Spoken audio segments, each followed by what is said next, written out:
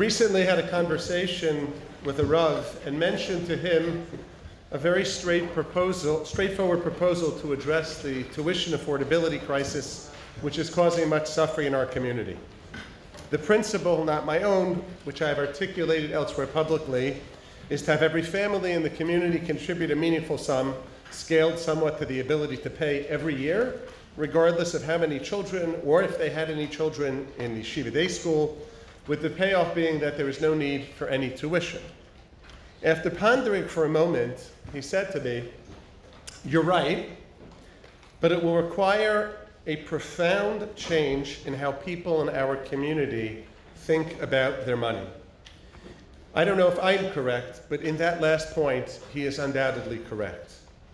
The Rambam in Hilchos Avodah Zarah, speaking of the prohibition of Chukos Hagoy, writes that Yiyeh HaYisrael muvdal mehem v'yadua b'malbusho v'shar masov kimo shehu muvdal mehen b'mada'o u'v'deosav. A Jew should be different from a non-Jew and recognizable in his garments and his dress and his actions, in the same way that he is different b'mada'o v'deosav. It is difficult to translate precisely that expression. I think it would best be said as character and values. But what I think is clear is that the Rambam takes for granted that a Torah Jew thinks differently than others, and that those differences should be reflected not only internally, but also via external presentation and behavior. But what if the Rambam is incorrect in his supposition? What if, in fact, most Torah Jews don't really think differently than other people? What if the distinction in external presentation doesn't reflect an internal core difference, but rather a superficial sociological adherence to one's peer group or community? What I want to discuss this evening is very difficult to discuss in a short time. I attempted an introduction at Suda Shlishis a number of weeks ago, I think not very successfully. So I am fearful that the message will get lost. So let me state my thesis at the outset, and I will restate it later. Number one, the Torah has a vision for an economically just society. It is our responsibility to explore and understand that vision and to make it the lens through which we see the world. Number two, that vision can only be understood by the study of Torah, shebichsav and shebal peh. The discipline of economics is not a source of values. At best, it's a source of mitzius. There is chachma bagoyim, but there is no Torah bagoyim.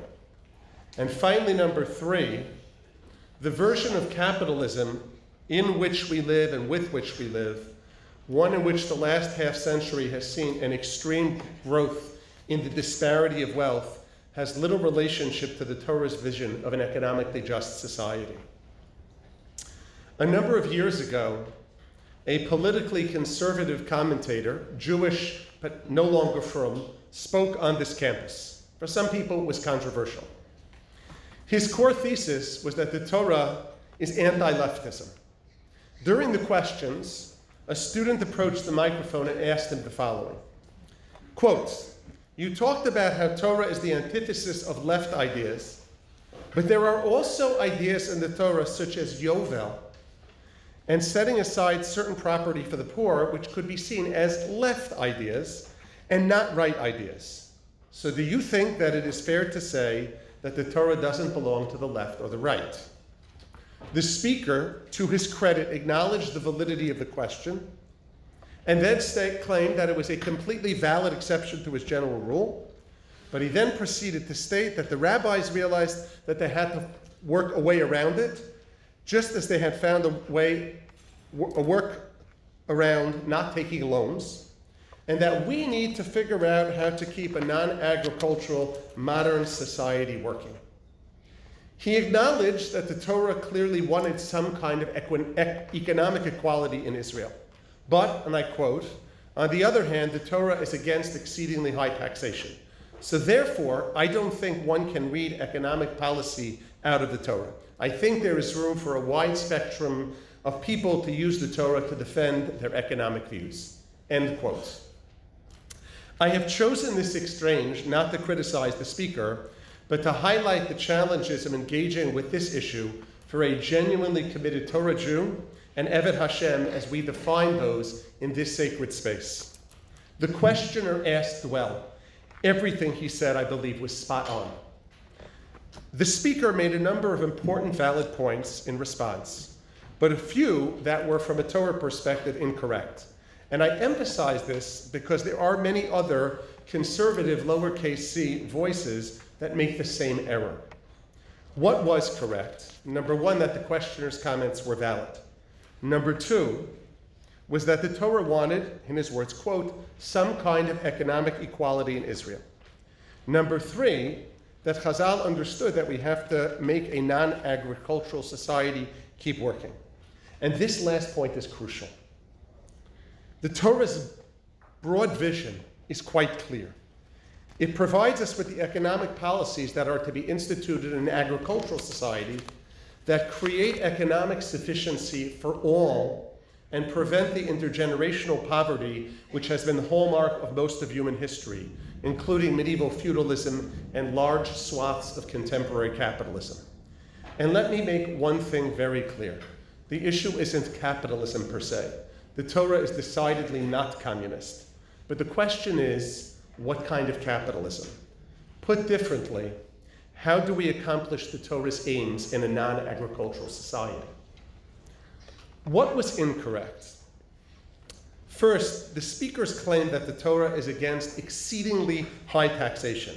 On one level, that statement is true but meaningless. After all, who could be in favor of excessively high taxation? The real question is whether the Torah is against high taxation. And for that, there is no basis for such a claim in the Torah. The Torah does not address that issue. If you did a quick arithmetic of the cost of Shemitah, Meiser Rishon for 6 years, Meiser Ani for 2 years, Peah, Bikurim, and Truma Gedola, you'd come up with a significant tax burden that covers only social welfare, the educational system, and the court system, and not anything else. And by my calculation, it's close but not quite 30%. Number two, the idea that the Chachamim created a workaround for Yovel. Perhaps he was confusing this with Prozbol or Heter Iska, and those would require lengthy analysis, hashkafically and halachically. But Yovel, no. We are warned in the Tochacha B'chukosai that the failure to observe Shemitah and Yovel will result in exile, and we are told at the end of Divrei Hayomim that that is exactly what happened. 70 years in exile to atone for 70 non-observed years of Shabsos Haaretz. The reason that Yovel wasn't enforced in Vayesheni had to do with technical considerations, but Chazal certainly never worked around it. And three, most important, was the idea that there is, quote, room for a wide spectrum of people to use the Torah to defend their economic views, close quote. It is fair to say that one cannot necessarily read specific economic policies out of the Torah, given that a capital-based society is different than an agrarian one. Nonetheless, the Torah's broader economic goal is quite clear from a series of mitzvahs: Yovel, Shmitas Ksofim, Ribis, Eved Ivri. And thus, it is problematic to argue for a wide spectrum of economic views, policies perhaps, but not views. And this is so important because the difficulty of translating the Torah's desire for economic equality from an agrarian to a capital-based society can be used as an excuse to say that the Torah really has no vision for an economic justice in a capital-based economy, or that it can accommodate a wide spectrum of economic views. And just one pet peeve of mine, we don't use the Torah to defend our economic views. We begin by deriving our economic views from the Torah. I relate to you one brief anecdote of a gadol of my youth, which I think captures the general spirit of the Torah's economic hashkafa and sympathies. Dr. David Berger, the distinguished Talmud Chacham and Jewish historian, cites a story that took place when he was a young man in the shir of Rav Aaron Soloveitchik, Zecher Tzaddik V'Kadosh L'Bracha. And Rav Aaron was commenting about a Gemara in Perek HaMafkid. Some of you might have learned it. By way of introduction, The major divide between the Democratic and Republican parties of 60 years ago had little to do with anything you think about today, long before your time.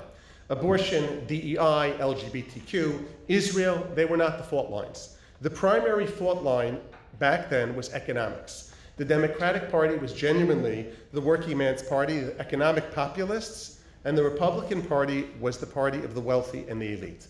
And now I quote from Dr. Berger.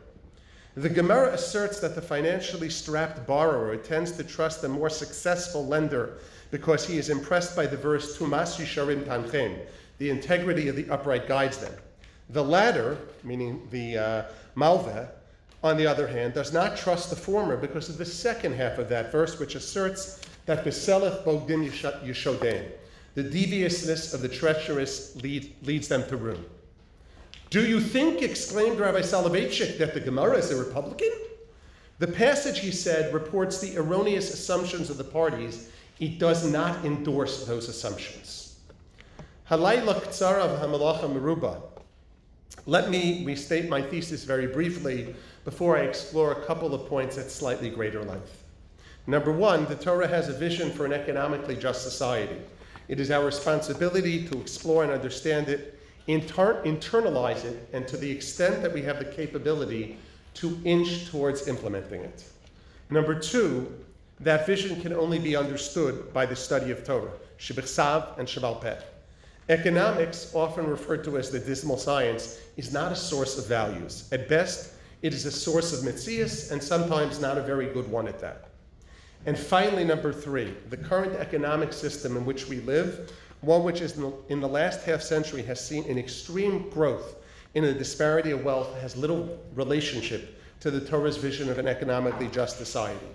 Just one brief statistic from the St. Louis Fed in 2024.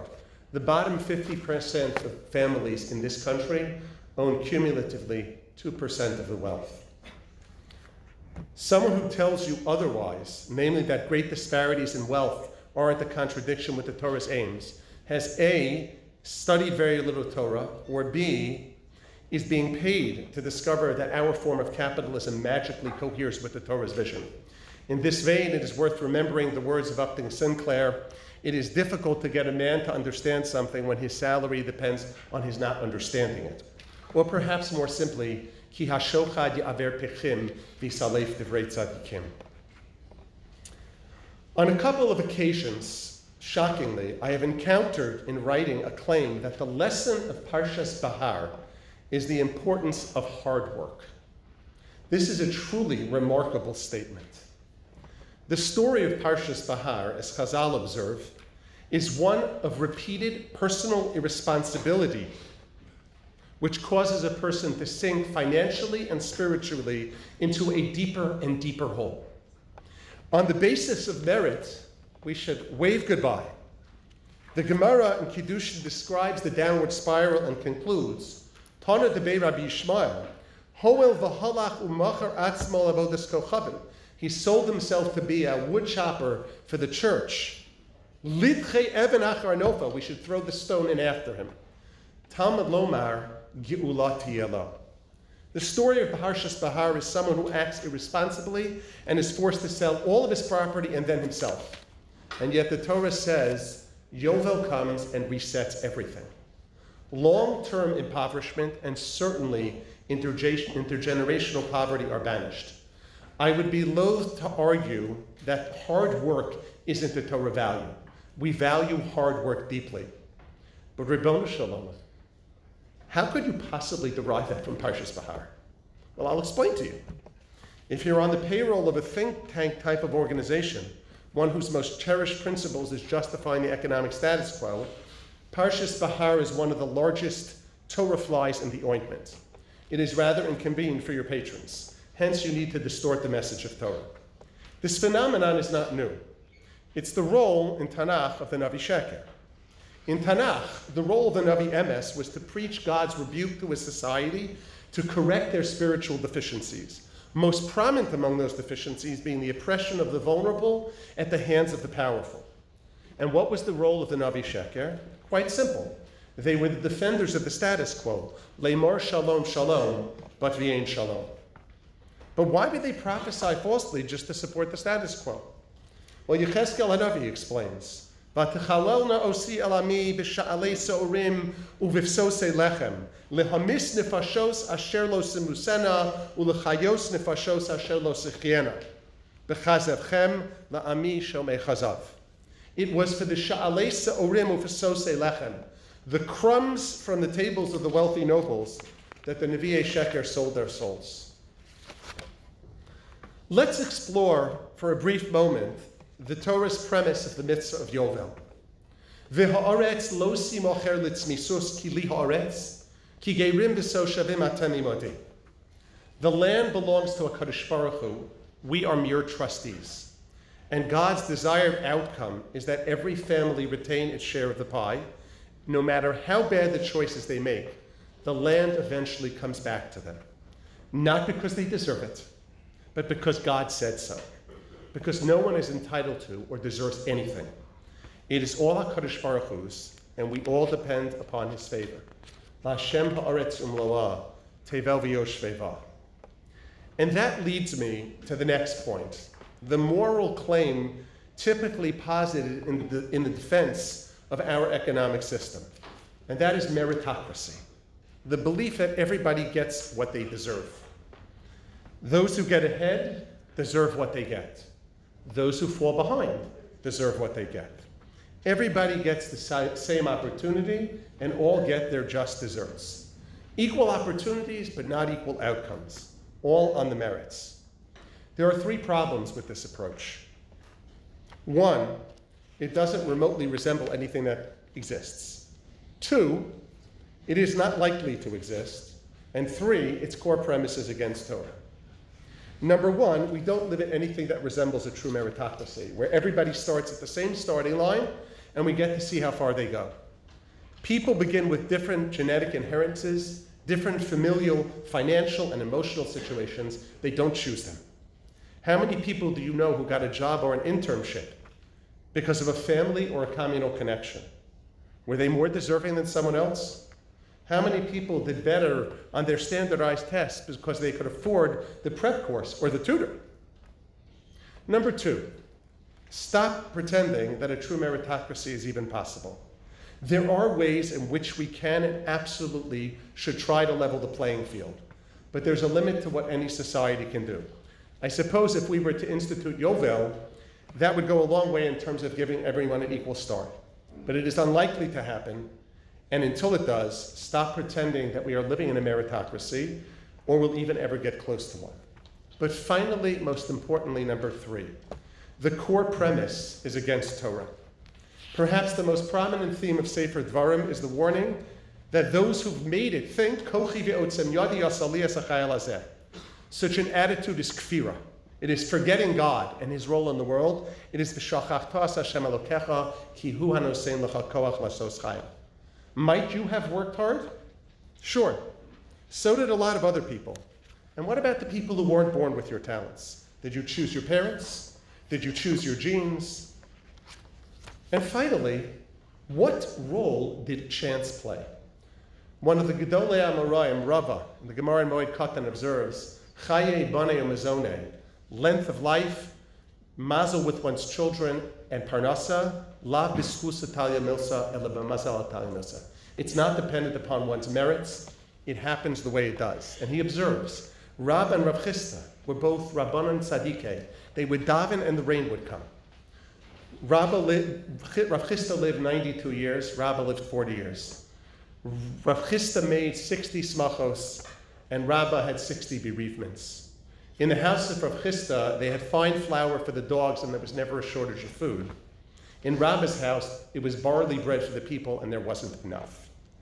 Did Rav Chisda and Rabba each get what they deserved? Is that what you think? That's v'shachachtas Hashem Elokecha. I want to recommend to you an excellent work that Rav Feldman Shlita recommended as a summer read several years ago in Tradition. It's called The Tyranny of Merit by Professor Michael Sandel. I'd like to say tongue-in-cheek that my primary taina against the author is that he stole Moshe Rabbeinu's ideas from Sefer Dvarim without crediting him. While you're at it, I would encourage you to make an effort to study Nevi'im Achronim. They're not an easy limud, which is why they're usually skipped, but they present most clearly the spirit of the Torah's vision of social and economic justice. So where would we find what the Torah's vision of an economically just society would look like in a capital-based world? I'm speaking now not about specific policies as much as values or orientation.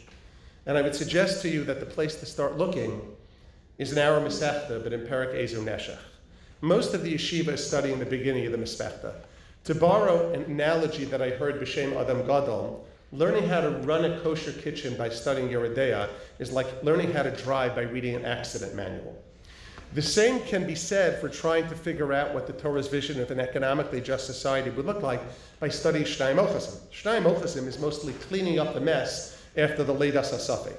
But most of Ezer Neshech is about what you do l'chatchila with capital. And there are just two very brief points which I wish to draw out of the Perek this evening for you to think about, one halachic and one hashkafic. The halachic point. The core principle that is reflected in the Torah's prohibition of ribis and uses the model for many, if not most, of the Isurei D'Rabbanan of ribis is the principle of karov l'schar v'rachok mehefsed, a situation in which most of the benefits and little of the risk accrues to the holder of the capital, and fewer of the benefits and more of the risk fall upon the borrower, usually the one providing the labor. To be permitted, it must be karov l'zeh l'zeh. The risk-reward ratio cannot be tilted in favor of the holder of capital. There is a significant slice of our economy which has distorted this, through buying off legislatures, to tilt the loss in their favor, regulatory capture, monopolistic tendencies, through heads-I-win, tails-you-lose arrangements, usually with the aid of the first three. I would add to this a related and morally simple but arithmetically complicated question to anyone engaged in business. An ethical business that makes stuff, that builds stuff, that moves stuff, not finance, should be the primary enterprise of any capitalist society. The question is, how much profit is enough? How much you charge your customers, how much you pay your workers affects your bottom line. How much profit is enough? In spirit, this is very much a karov l'schar v'rachok mehefsed question. I don't pretend that it is simple to answer, but it's a question that must be asked. For B'nai Torah, GDP, maximizing returns, and market efficiencies are neither moral values nor ends in their own right, but only a means to an end. And if they don't accomplish that end, they are valueless. The idea that the bottom line for the owners of the capital, or the shareholders, is all that matters makes a mockery of the spirit of karov l'schar v'rachok mehefsed. And number two, the hashkafic point. The spirit of economic behavior, and not just whether a person is being honest and ethical, is of great theological import. The Tosefta observes, Rabbi Yosef says, come and see how blind people who lend with interest are. If a person were to call his friend that Oved Avodah Zarah, Megal Arayos, Shofei Tamim, he would want to kill him. But here a person brings the scribe, the lavlar, the kolmus, the quill, the ink, the shtar, the witnesses, and he says, write about him, she'en lo chelek b'misha pakad ala ribos. He has no chelek in a Kadosh Baruch Hu. And the Brisa continues. It teaches us that those who lend with ribos are kofar be'ikar. Rabbi Shimon ben Elazar says, more than they profit, people who lend with interest lose. Shein osin es Torah plestar, ves Moshe tipesh. They turn the Torah into forgery, Moshe Rabbeinu into a fool, va'omrim, and they say, Ilu haya Moshe yodea shekachar yimarvichin. If only Moshe Rabbeinu had known how good interest is. Lo haya kosef, he wouldn't have written it. Kfira. If you wish to advocate for views that contradict the Torah's aims, ones that don't see some kind of economic equality as properly acknowledged by that conservative speaker I quoted earlier, by all means do so. But please accept that you are rejecting HaKadosh Baruch Hu's will and go about your life. And please don't write articles imputing to Torah views that are tantamount to kfira. Don't bring the scribe, the quill, the paper, the witnesses, and write that you have no share in the one who commanded us regarding Yovel. Reasonable Avdei Hashem can disagree about what are the best policies to achieve HaKadosh Baruch Hu's desired outcome, but not about what that clearly articulated outcome is. You might ask on some level, why does this matter? We are a tiny community, and we certainly have little control over the economic forces and philosophy that shape our broader society and create the economic winds that buffet every community, including ours. Those winds will push many of you into professions that on a good day are mostly Eino Osek B'Yeshuva Shel Olam. And I don't say that to criticize or judge you. Many of you will find yourself between a rock and a hard place, economically speaking. The problem is not with your choices, it's with the larger structures that make it so hard. All of this notwithstanding, Amito Shel Torah is worth knowing and broadcasting to the world. I ask you for three things. Number one, please recognize the b'diavad aspects of our version of capitalism, and do not let the Nevi'ei Sheker win the day by pretending that it is in consonance with Torah. If you're ever in a position to nudge the system in the right direction, please do so. Number two, please remember the root of Yovel. That which is legally yours doesn't really belong to you. And if one day the powers that be wake up and ask you to help fund our institutions the way I described at the beginning of tonight's Sikha, step up to the plate. Don't say, my money is mine, I deserve it, shali shali. And finally, whatever level of success you do reach, please remember that even if you worked hard, you don't deserve it. And do not look at those less successful as less deserving. You don't know what disadvantages they may have started with. You don't know how hard they have worked. And even if it seems they haven't, you don't know if they have understandably given up in frustration, which you might have also done given their situation. And you don't know the random celestial forces that may have given success to you and not to them. Because Bane Chaye Umazone B'Mazela Talia Milsa. This broadening inequality in our country has not left our community untouched. We are, in aggregate, a very wealthy community, but the inequalities that plague our country, as well as the attitudes of the haves towards the had-nots and the sense of deservingness, are very much mirrored in our own community.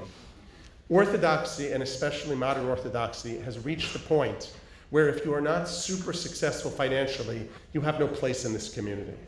The message to those who are not super smart, super ambitious, or born into wealth is that you are not welcome here. You don't merit being here. That's what Yeshayahu Hanavi describes. Hoi magi evayis bevayis sadeh b'sadeh yakrivu ad efes makom v'hushavtem levadchem b'kerev haaretz. Such would not be a Torah community, but a sodomite one. You probably know a sibling, a cousin, a friend, or a neighbor, or perhaps one day you will have a child who will fall into that category. One who does or will not excel in a manner to be super successful economically. Do you wish to say to them, Ein lochem chelek be'elokei Yisrael? Is that the message we want to deliver? You know who has no chelek be'elokei Yisrael? Those who lead their lives karov l'schar v'rachok me'hefsed. We read in this past Shabbos' Torah reading, V'lo yizach hachoshen me'alo ephod. Throughout Tanakh, the ephod is a garment used in the context of divine worship. The choshen is the conduit for the divine word via the Ur V'Tumim. The Torah warns us that when we are purportedly engaged in avodah, in claiming that we are worshiping God, we dare not let that become detached from the true divine message. The ephod and the choshen cannot be detached. Chazal teach us that this pasuk is not just the result so that the choshen will not become detached from the ephod, but it is a lav, it is a prohibition that one who is meziach the choshen from the ephod is loke. Indeed, when we have detached the avodah from the true divine message regarding economics, we have been loke. There has been and continues to be much suffering in our community. We can alleviate some of that suffering if we create a community and a society where even if some have more, everyone has enough. That is to heed the clarion call of the Keren Hayovel, of the shofar. The haaretz lo simocher litzmisus, ki li haaretz, ki gerim b'so shavim atem imadi.